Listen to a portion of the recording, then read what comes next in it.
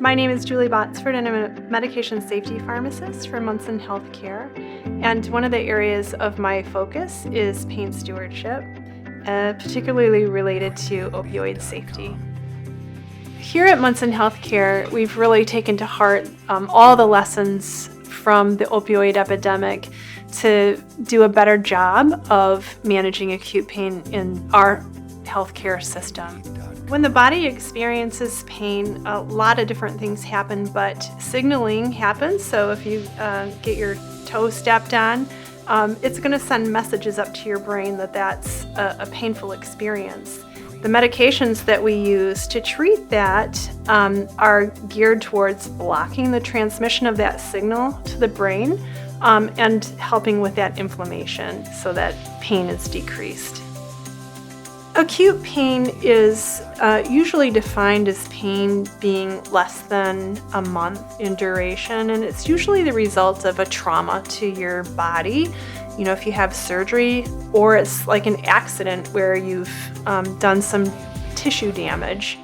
Those are examples of acute pain scenarios, and usually the first 3 days are typically the worst, but in general, very short term, not longer than several months. We want people to be comfortable for sure, and to be able to get up and do those things that are important for part of the healing process, like breathing and walking. But we don't want to completely eliminate pain where the risk of causing harm from the medications outweighs the benefit. So it's kind of a balancing act between complete relief of pain and causing harm. We used to think that opioids really weren't addictive, or they were only addictive in certain individuals. And what we've learned through this whole opioid epidemic is that nobody is immune. Everybody is at risk for addiction. And that's a really important take-home message for any patient that's going home with opioids. They need to understand those risks. As a patient, what you might notice different now than you did maybe 3 or 4 years ago is that we're going to use a spectrum of medications to treat your pain, and you might still have a little bit of pain. We call this a realistic expectation of pain management. And the goal is to then use the lowest dose possible of opioids for the shortest period of time.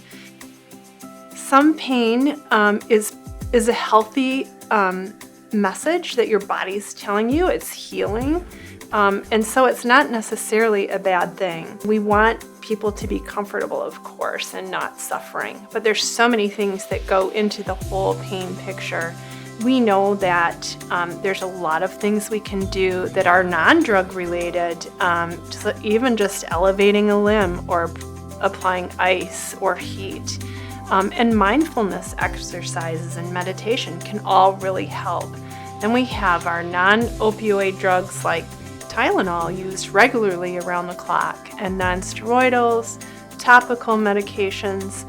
And when we use them all together, it can be very effective for pain management.